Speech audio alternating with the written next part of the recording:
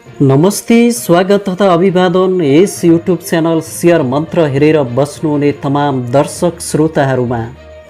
आज मैले एकदमै महत्त्वपूर्ण भिडियो लिएर आएको छु। हजुरहरू सेकेन्डरी मार्केटमा भर्खरै छिर्दै हुनुहुन्छ भने हजुरहरूलाई आजको यो भिडियो एकदम युजफुल र महत्त्वपूर्ण हुनेछ। आज म सेकेन्डरी मार्केटमा सूचीकृत सम्पूर्ण कम्पनीहरूको फन्डामेन्टल एनालाइसिस गर्ने तरिका सजिलोसँग सिकाउँदैछु।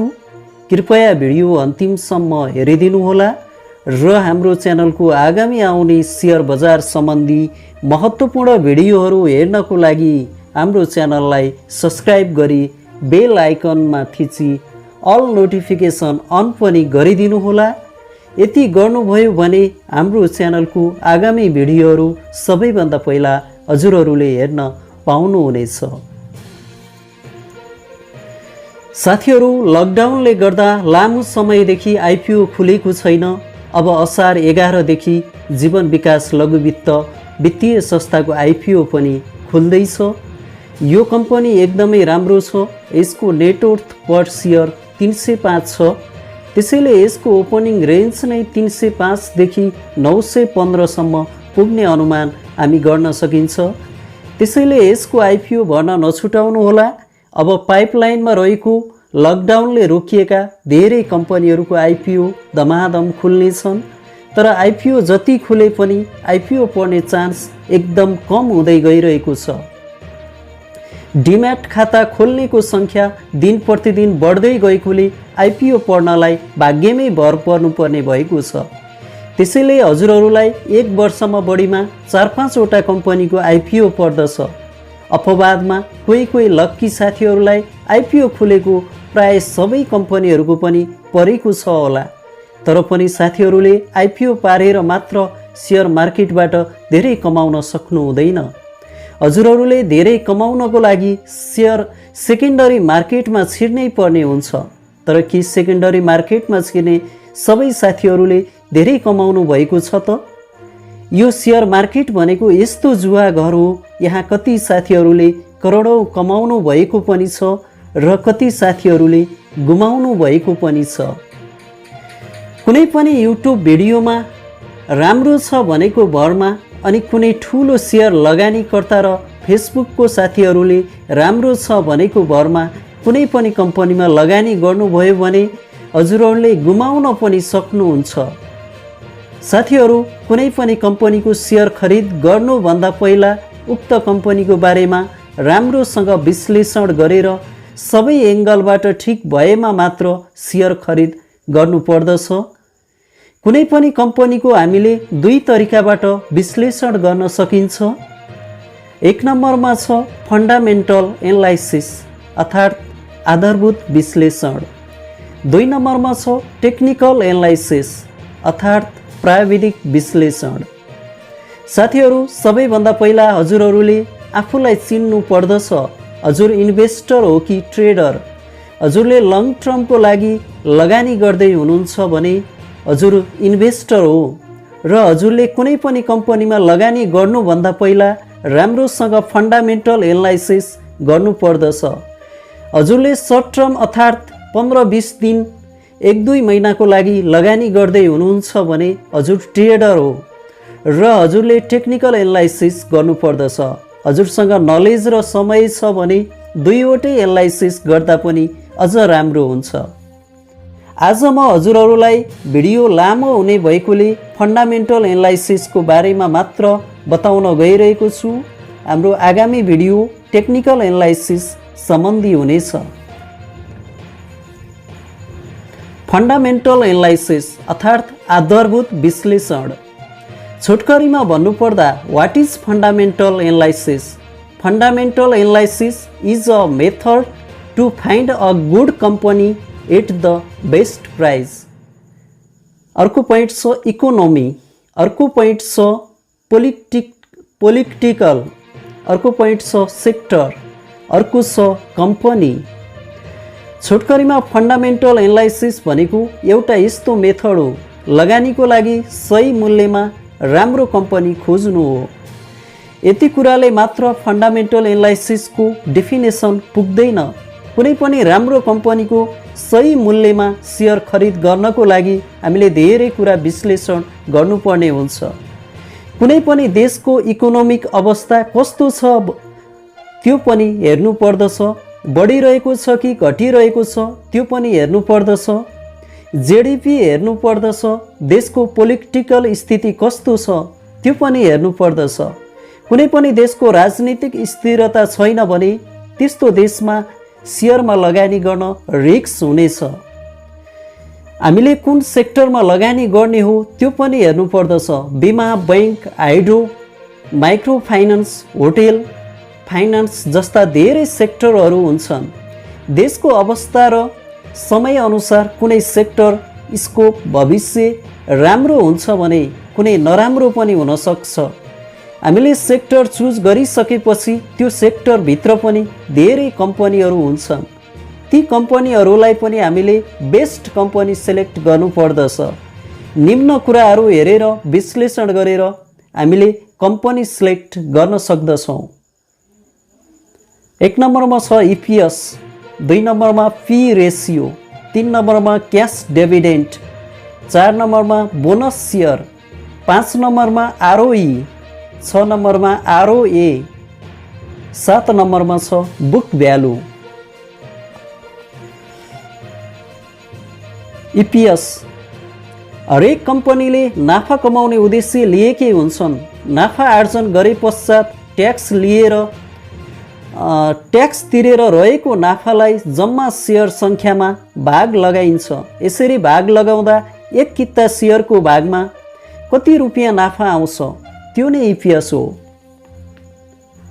सपोज ABC नाम गरेको कम्पनीको टोटल क्यापिटल 5 करोड छ र नेट प्रॉफिट 20 लाख छ अनि सेयरको मार्केट भ्यालु 1000 छ भने ABC कम्पनीको EPS 40 हुन्छ।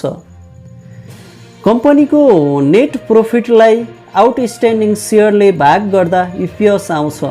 हामीले नेट प्रॉफिट चाहिँ ब्यालेन्स सिटमा भेटिन्छ भने टोटल क्यापिटललाई सेयरको मार्केट भ्यालुले भाग गर्दा आउटस्ट्यान्डिङ सेयर आउँदछ। नोट: धेरै EPS भएको कम्पनीले धेरै प्रतिफल दिने र थोरै EPS भएको कम्पनीले थोरै प्रतिफल दिने भएकोले कम्पनी सेलेक्ट गर्दा धेरै EPS भएको कम्पनीलाई सेलेक्ट गर्नुपर्दछ। अर्को पोइन्ट छ पी रेसियो। 1 रुपियाँ प्रतिफल आर्जन गर्नको लागि लगानीकर्ताले कुनै कम्पनीको सेयर खरिद गर्दा बजारमा कति मूल्य तिर्न तयार हुन्छ त्यो नै पी रेसियो हो। सेयरको मार्केट भ्यालुलाई EPS ले भाग गर्दा पी रेसियो आउँदछ। सपोज ABC नाम गरेको कम्पनीको मार्केट भ्यालु 1000 छ र त्यो कम्पनीको EPS 40 छ भने त्यो कम्पनीको पी रेसियो 25 हुन्छ। नोट: कुनै पनि कम्पनीको पी रेसियो धेरै भयो भने कम्पनी महँगो र पी रेसियो कम भयो भने कम्पनी सस्तो भन्ने बुझिन्छ। त्यसैले हामीले कम्पनी सेलेक्ट गर्दा EPS जति सक्दो धेरै भएको र पी रेसियो जति सक्दो थोरै भएको कम्पनी सेलेक्ट गर्नुपर्दछ। अर्को पोइन्ट छ क्यास डिभिडेन्ड। कुनै पनि कम्पनीले आफूले कमाएको नाफाबाट सम्पूर्ण कम्पनीको खर्चहरू कटाएर आउने विवरण योग्य नेट प्रॉफिटलाई हरेक वर्ष बोर्ड मिटिङबाट पारित गरेर सेयर होल्डरहरूलाई वितरण गर्ने नगदलाई क्यास डिभिडेन्ड भनेर भनिन्छ। यो क्यास डिभिडेन्ड कम्पनीको सेयरको फेस भ्यालुको आधारमा दिइन्छ।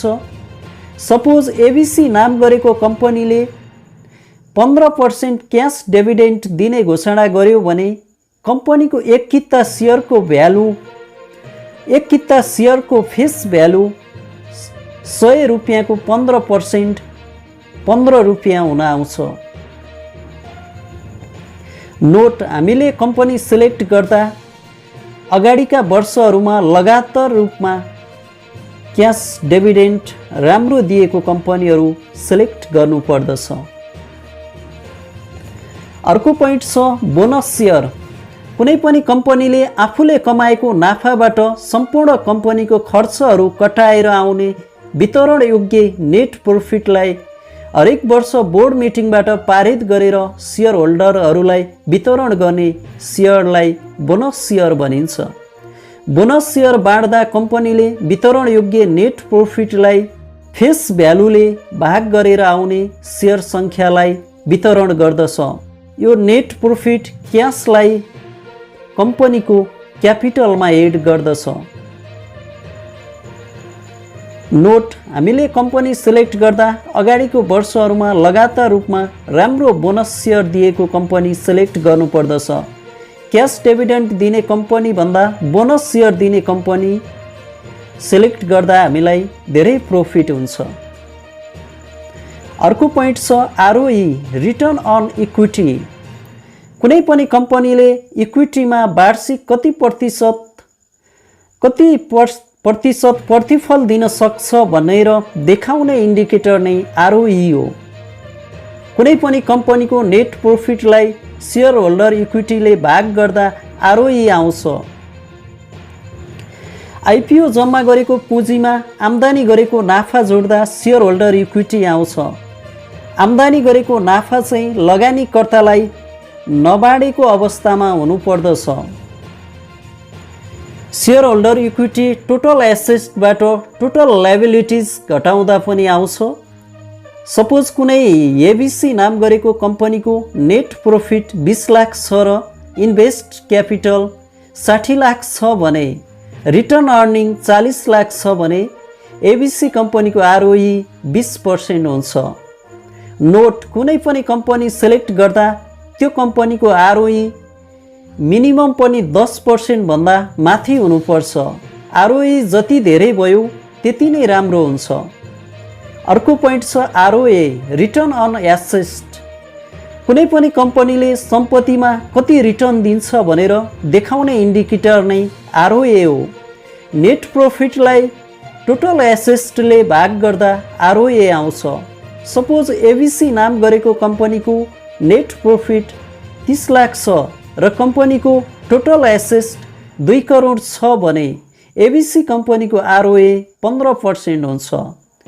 नोट, कुनै पनि कम्पनी सिलेक्ट गर्दा कम्पनीको आरओए धेरै भएको राम्रो हुन्छ।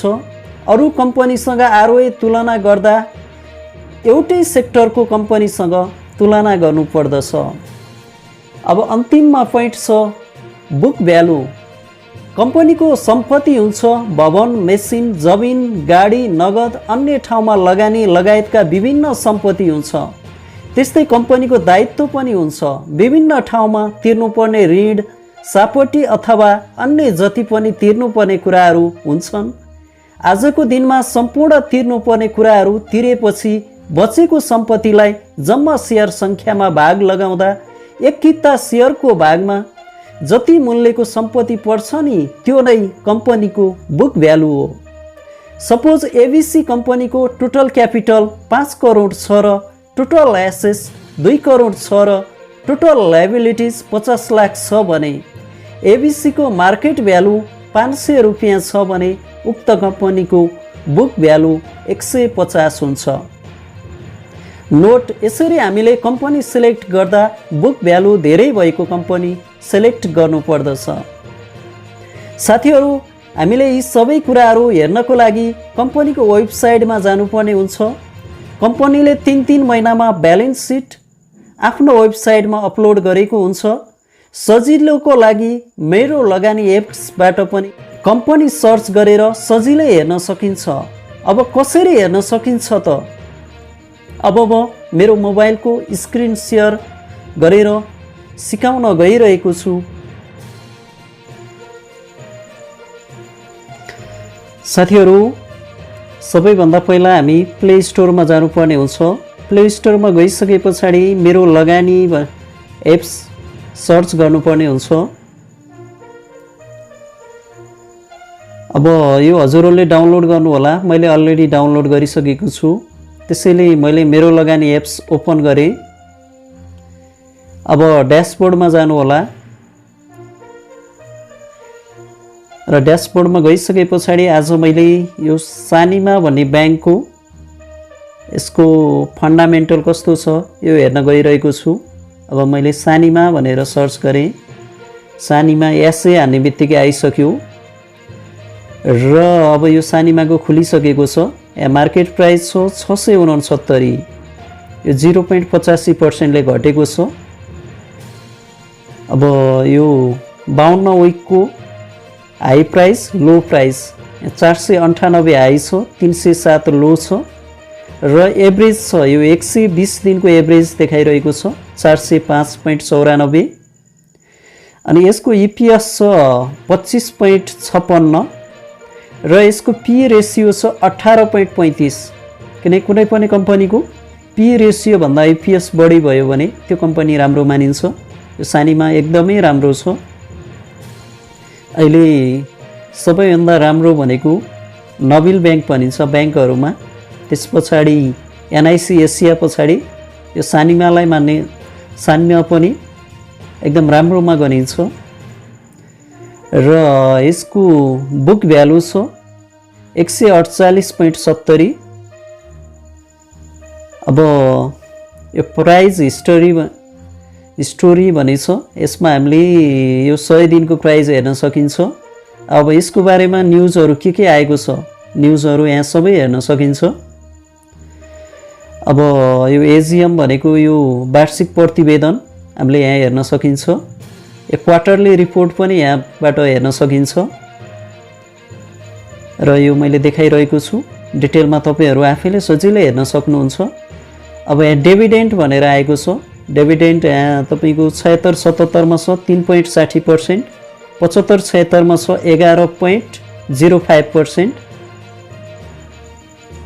11.05%, 74-75 मा छ 14%। यसरी नै हामीले 67-68 सम्मको हेर्न सकिन्छ र यहाँ बोनस भनेर आएको छ। बोनस भनेको हजुरको यो 76-77 मा छ 10%, 75-76 मा पनि 10%, 73-74 मा 16% छ। यसरी नै 69-70 सम्मको हामीले हेर्न सकिन्छ। अब यो ब्याङ्कको राइट सेयरहरू पनि एकचोटि दिएको रहेछ 71-72 मा। यो सबै कुरा हामीले यो एप्सबाट हेर्न सकिन्छ। मैले ब्याक गरेँ र यसमा न्युजहरू छ, मार्केट छ, टुडेज सेयर प्राइसहरू, पोर्टफोलियो, अब यो सबै कुराहरू हेर्न सकिन्छ। मैले हजुरहरूलाई सर्टकटमा बताएँ, हजुरहरू आफैले यो डिटेलमा हेर्न सक्नुहुन्छ।